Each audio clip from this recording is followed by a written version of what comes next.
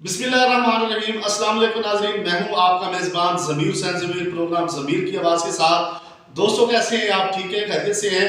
बड़े दिनों बाद आज मेरा दिल किया है कि मैं आप दोस्तों से जो है वो वीलॉग करके जो है वो मुलाकात भी कर लूं और आपकी खैरियत भी दरियाफ्त करूं।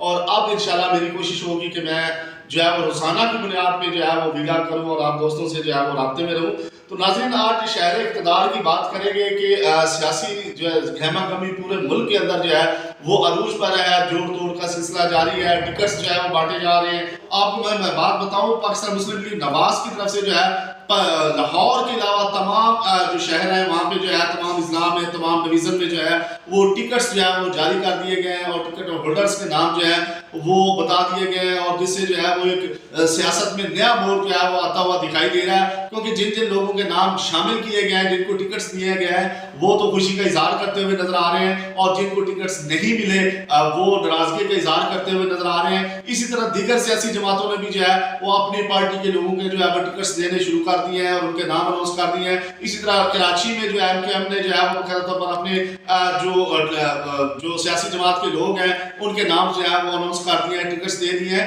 तो इसी तरह तमाम सियासी जमातें जो है वो जो दौड़ में लगी हैं और टिकट्स देने का सिलसिला जारी है। और अगर बात हम कर लें पाकिस्तान तहरीक इंसाफ की, तो PTI भी जो है वो इसी दौड़ में जो है शामिल हो चुकी है। लेकिन PTI जो है वो फिलहाल बल्ले के निशान के लिए जो है वो जंग में लगी हुई है। बल्ले के निशान के लिए कल तो जो उनको बकायदा तौर पर पेशावर हाई कोर्ट ने फैसला लिया, जिसके बाद पूरे मुल्क के अंदर जो है वो बल्ले के हवाले से जो है खुशी की लहर दौड़ी। और फिर पाकिस्तान तहरीक इंसाफ के जो कारकुनान थे, उहदेदारान थे, पार्टी क़यादत थी, वो बड़ी खुश हुई।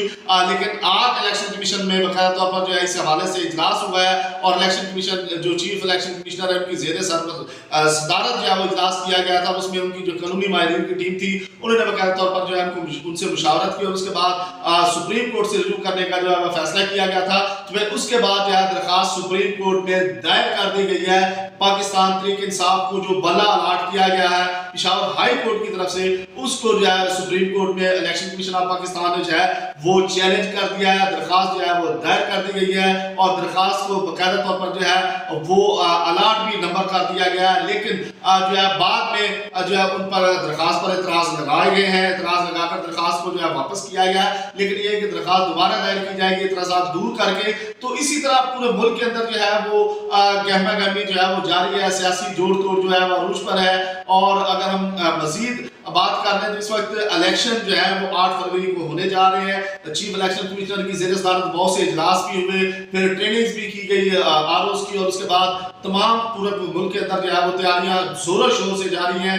इलेक्शन 8 फरवरी को होने जा रहे हैं, जबकि आज जो है वज़ीर आज़म का बयान भी आया, उसके अलावा जो वज़ीर इत्तलात है उनका बयान भी आया। बकायदा तौर पर वज़ीर इत्तलात के बयान के मुताबिक उनका कहना था कि सिक्योरिटी मामला अपनी जगह पे है, लेकिन 8 फरवरी को इलेक्शन होंगे। तो नाज़रीन, पूरे मुल्क के अंदर जो है जोड़ तोड़ का सिलसिला जारी है, इलेक्शन की तैयारियां जोरों शोर से जारी है और इलेक्शन 2024 जो है वो होने जा रहा है। और अब देखना ये है कि जो बड़ी पार्टियां जो इस इलेक्शन में हिस्सा लेने जा रही हैं उसमें कामयाबी का सेहरा कौन सी पार्टी के साथ सजता है। अब उसके लिए जो है हम भी दुआ गो हैं। तो नाज़रीन, ये थी दारुल खिलाफा वफाकी दारुल हुकूमत इस्लामाबाद से ताज़ा तरीन सूरत हाल। इसी के साथ अपने मेज़बान ज़मीर हुसैन ज़मीर को इजाज़त दीजिए। अगले प्रोग्राम तक के लिए अल्लाह हाफ़िज़।